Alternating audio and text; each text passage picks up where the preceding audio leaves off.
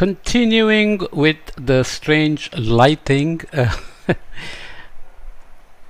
partnership and bipartisanship are the next ships in capacity building. Although having a practical history of more colonial principles, capacity development, at least since 1990s, is supposed to be organized as a partnership between internal and external partners. A partnership entails, in this context, open dialogue between partners concerning capacity development policy and practice. In other words, partnership requires open, transparent, and clear communication between the partners, which may appear commonsensical, but is generally considerably challenging. So even though things appear like common sense when somebody tells you that that's what is going to happen, it's not that you will be able to come up with it on your own necessarily. For instance, central concepts are often defined in different ways by different actors, resulting in a detrimental Babylonian confusion that undermines effective partnerships. I elaborate more on the challenges concerning communication under the section on partnership and friendship below. So that's the next ships.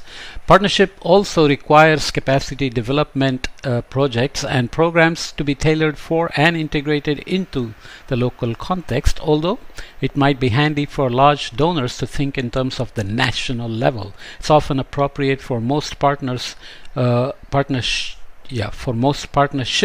in capacity development for resilience to also think more locally, not only to consider that people live in dangerous locations, but also why they live there and in the first place. This is particularly important in countries with a multitude of distinct but different needs and resources, as well as cultures and peoples. A country like India, or the subcontinent of India, or think of the continent of Africa, Southeast Asia, South Asia, the tremendous heterogeneity from one village to the next and so on, especially since communities, organizations, societies, or most other human environment systems are not homogeneous but made up of different parts with different vulnerabilities, capacities, and needs, and we are superposing very local climate risks on top as well. Capacity development requires, in other words, tailor-made activities for each context, explicitly acknowledging the relationships and dependencies between individuals or organizations in it. However, understanding the local context has been identified as a major challenge for capacity development for resilience, especially since there are substantial discrepancies in how even external partners conceive what understanding the local context even means and how it should be accomplished. There are also different notions of understanding the local context and its importance for project planning and implementation. Often there are not enough studies and pre-planning done to understand the local context. Funding mechanisms can in fact undermine capacity development due to lack of flexibility, pressure to show visible results, and thus the lack of time to understand the local context and ensure local ownership. In adaptation course, we have discussed the other parts where external funding can trap you into development projects as opposed to adaptation projects or resilience, capacity development for resilience, and so on. So the tagging done with the funding and the mandates associated with them and the demands, deliverables, and so on can actually be a handicap for capacity development that we are discussing here. The principle of partnership entails not only the relationship between internal and external partners, but also within these different groups of actors. It is here that international policy highlights the importance of harmonization. External partners should, in other words, harmonize their support, and internal partners should be transparent in what support they get from different partners. This is to minimize that different projects or programs are designed to do the same thing, or in the worst case even counter each other to be collectively more effective and efficient, so that you avoid conflicts and duplications and redundancies.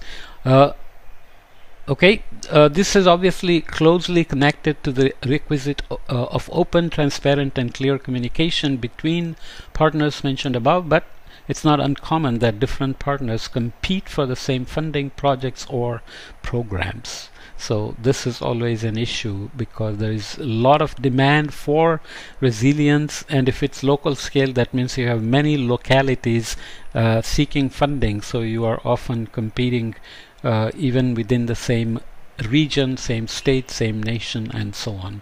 So partnership in capacity development also requires that local human and material resources are mobilized and that costs are shared between internal and external partners. These two parameters are central for healthy partnerships as they create mutuality and shared responsibility in the partnership, which in turn can generate mutual adaptation of common rules and procedures that ultimately smoothens cooperation. It has also been frequently suggested that common goals are central for partners to perform well together. Common and time-bound goals are, in other words, vital for any partnership. The principle of partnership is always challenging in settings with fundamental inequalities between presumptuous. Let me read it again. The principle of partnership is always challenging in settings with fundamental inequalities between presumptive partners. However, partnerships in capacity development for resilience is particularly challenging since the rationale for projects or programs often comes out of the apparent realization of their necessity in or immediately after disaster response and humanitarian assistance.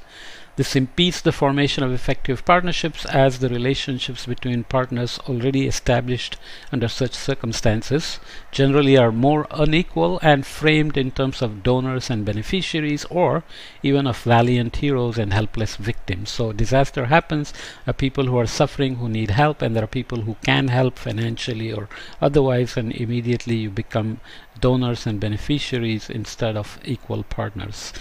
Okay, especially as such relationships are distressingly long-lived and difficult to alter as reconstruction and development possibilities open up. In other words, a disaster-prone area may lock people into these unequal partnerships that can become long-lived and difficult to alter into a equal partnership over time. So although partnership is fundamental in capacity development for resilience, reality is often full of ambiguity and disagreement. Prospective partners often have different priorities, wishes, and agendas which have to be acknowledged and negotiated for any real partnership to form. It is here that bipartisanship comes in as key for maneuvering around potential conflict to find common ground that all partners can unite around.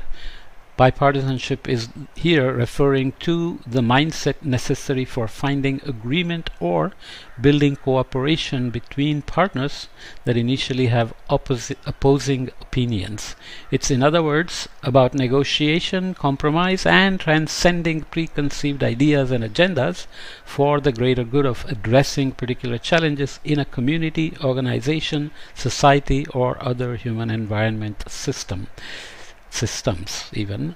So this is where leadership and championship become very critical as well. So negotiation, compromise, transcending preconceived ideas and agendas will require leadership and champions.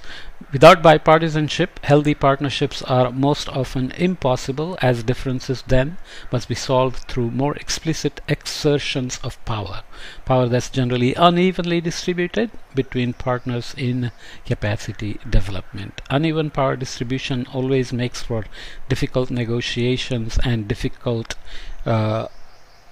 in terms of getting away from preconceived ideas and agendas. Okay, so we'll come back and look at relationship and friendship as further ships in capacity building.